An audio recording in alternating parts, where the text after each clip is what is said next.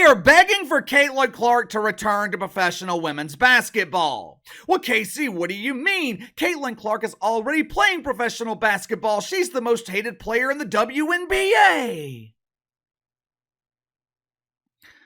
Once Caitlin Clark ran out of eligibility at Iowa, she became a pretend basketball player. She was playing real basketball last year for a team with a real basketball name. Hawkeye sounds a hell of a lot more professional than Fever. Fever sounds like something that I don't want to catch, which I guess the name makes sense for a dump in the WNBA because they're so-called elite athletes, they can't catch wide open passes, and in the rare event that they do catch a wide open pass, they turn around and airball a wide open layup. Without the assistance of Caitlin Clark, the early returns are not looking good for women's college basketball. Well, Casey, what about Angel Reese? She is no longer playing professionally either. Angel Reese was a huge star at LSU. Okay. Angel Reese could not sell out home games last year at LSU. Now, that lack of ability, it is the one thing that carried over with Angel Reese to the WNBA because she was not selling out home games in the high school gym in Chicago either. Now, in their defense, the returns that we are seeing right now in women's college basketball, these returns are very early. We only have ratings available for 2 nationally televised games. Right now, is there cause for concern? No. Right now, should anyone be worried? No. However, the media said the same thing after ratings for opening week in the NBA were in the pooper, and here we are 3 weeks later, and the NBA is still a huge embarrassing failure. For the past 12 to 18 months, we have heard these amazing fairy tales about the rise of women's sports. These women are amazing! Women's basketball has never been more popular. Misogyny is dead. Women can do anything men can do. Woohoo! Yes, yes, yes!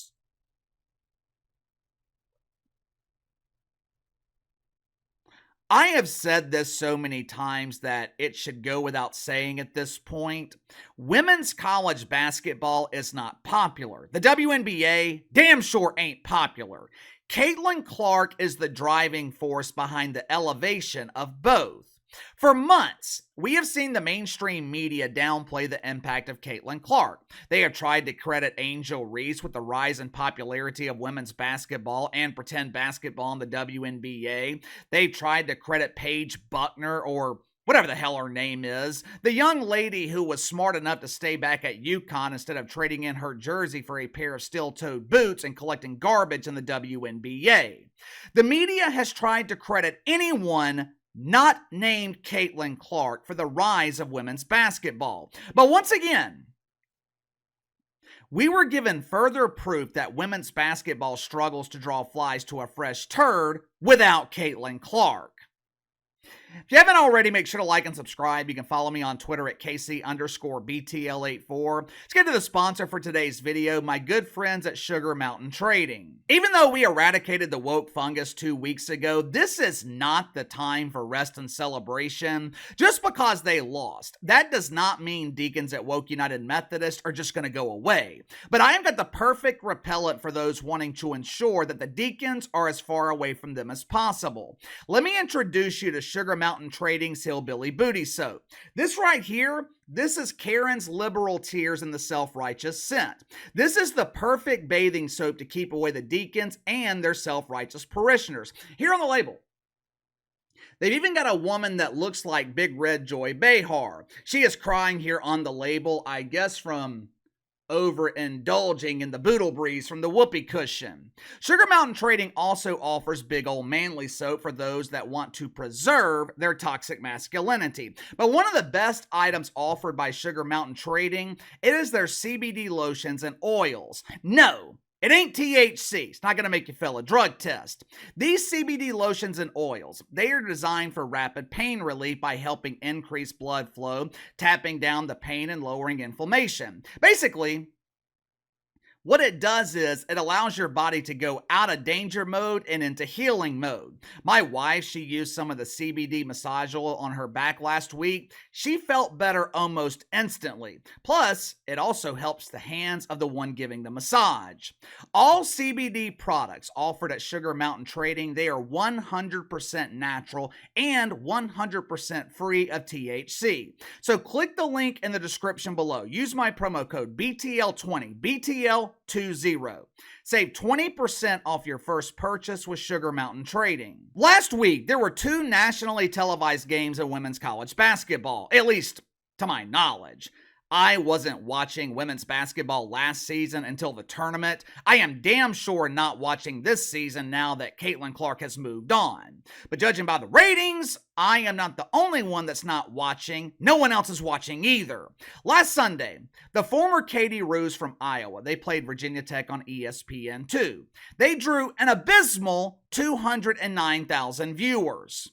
Well, KC, they were competing against the NFL, plus that game was on ESPN2. That channel's hard to find because it's next to ESPN, which is another network that no one is watching. Yeah, that's true. That's true. But last season, Caitlin Clark was competing against the NFL when her first nationally televised game was broadcast on ESPN2, meaning Caitlin Clark was dealing with the same conditions that the former Roos were dealing with last Sunday. Yet, somehow, Caitlin Clark was able to draw 583,000 viewers. Strange. 72 hours later, the former Roos, they were playing something called Toledo on the Big Ten Network. I've always thought that Toledo was a mid-major city in Ohio, but apparently Toledo also has a women's basketball team. The one thing I can tell you with 100% certainty about Toledo, they don't have an audience. Because the game between Iowa and Toledo last week, 136,000 viewers.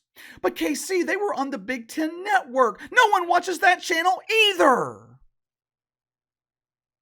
Oh yeah? Well, Caitlin Clark was drawing an audience on the Big Ten Network last season. You can come up with any excuse that you want, but the truth is, women's college basketball, it's not as popular without Caitlin Clark. Basketball, more than any other sport, it is heavily reliant on star power. When you don't have star power, you don't have an audience. And if you don't believe me, just look at what has happened to men's college basketball in the last 10 or 15 years. The one and done rule in the NBA, it has destroyed men's basketball. Last year during the regular season, the men averaged 946,000 viewers. The women, 981,000. Now, of course, the ratings for the women were heavily inflated by Caitlin Clark because most of the games not involving her, they could not attract the bruised caboose to a fresh tube of preparation H. But like I said in the beginning, this is just the ratings for 2 games in November. It's too early to be concerned. There's nothing to worry about yet. But this is a critical season for women's college basketball. And what happens this season in women's college basketball, it could foreshadow what happens in the future for the WNBA dump. In my personal life, I am the eternal optimist. I rarely stress about things in my personal life. I'm not skeptical of my family and friends. My attitude in my personal life, it's things will work out because I know I've got good people around me. But when it comes to business, I am always skeptical, overly skeptical. When it comes to business, I am always thinking about the worst case scenario because I want to be prepared just in case the worst happens. If ratings in women's college basketball struggle this season, it could serve as a warning to the WNBA. A warning as to what could happen to your league without Caitlin Clark. Well, KC, unless Caitlin Clark gets injured, she will spend her entire career in the dump. Maybe. Hell, it's even likely. But what if? What if Unrivaled takes off? What if Unrivaled becomes a competitor to the WNBA? Now, for those that don't know, Unrivaled, it is a new women's basketball league that is launching in January. It's similar to the Big Three league that's owned by Ice Cube, except Unrivaled will feature current WNBA players, while the Big Three features real basketball players that used to play in the NBA. As I was prepping this video this morning, a worst case scenario popped in my mind for the WNBA. Publicly, the WNBA has been overly supportive of Unrivaled, but privately, I am wondering if Kat Engelbert is concerned. Hell, for their sake, I hope she is concerned. If my dumbass thought of this apocalyptic scenario, I would hope people smarter than me would also think of this. For 30 years, the WNBA has enjoyed a monopoly on pretend basketball. If you're a pretend basketball player and you have aspirations of becoming a professional, outside of playing overseas where you risk experiencing a months-long vacation with Vlad Pooter, your only option's been to play in the WNBA dump. With the emergence of Unrivaled, and this could especially be the case if Unrivaled is successful, the WNBA is going to have real competition for the very first time. And I'm not talking about competition on the court. The Unrivaled season will end before WNBA season begins, so players will have the ability to play in both leagues if they choose to do so. I am talking about the WNBA having financial competition domestically for the first time. Think about this for a second. And again, this is just a conspiracy, for lack of a better word, that I thought about this morning. I've got no inside information. This is just something that came to mind. Right now, there seems to be serious bad blood between TNT and the NBA. Negotiations were brutal several years ago. President of Warner Brothers Discovery, he came out publicly and said that TNT did not need the NBA. As a result, Adam Silver took away their broadcast rights and gave them to Amazon and NBC. Now, TNT is licensing inside the NBA to ESPN, so there seems to be serious heat between the network and the league. Guess who is financially backing Unrivaled? Guess who will be the exclusive television home to Unrivaled? TNT. If some sort of revenge is on their mind, you're obviously never going to hurt the NBA. NBA is far too powerful. Their foundation is firmly established. You could launch a new basketball league and it would not put a dimple on the NBA's gigantic ass. But if TNT wanted revenge on the NBA, the one way they could get that revenge, going after the WNBA, offering WNBA players triple the money, quadruple the money. Hell, in the case of Caitlin Clark, if she accepts Unrivaled's offer, she could potentially make more in one game than the WNBA is paying her through the entire season. Again, I don't know if this is the case, but if I were running TNT and I was pissed off with the NBA, this is exactly what I would be doing. And if I were Kathy Engelbert, it's damn sure something that I would be thinking about.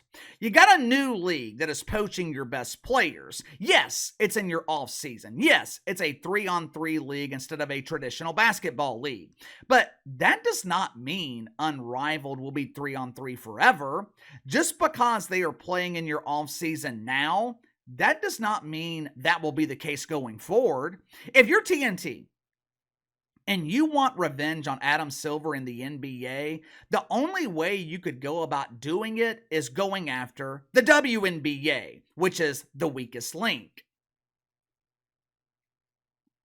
More than likely, that is just my conspiratorial mind working overtime, but if I were TNT, that would be my plan. What do you think? Is that a possibility? Also, do you think women's college basketball will struggle this season without Caitlin Clark? Now, obviously, ratings are going to be down, but I'm talking about significant declines. I'm talking about women's college basketball returning to ratings pre-Caitlin Clark. Do you see that happening? Let me know. Sound off in the comments below. Best way to contact me is through email, btlkc84@gmail.com, and I'll see you guys later.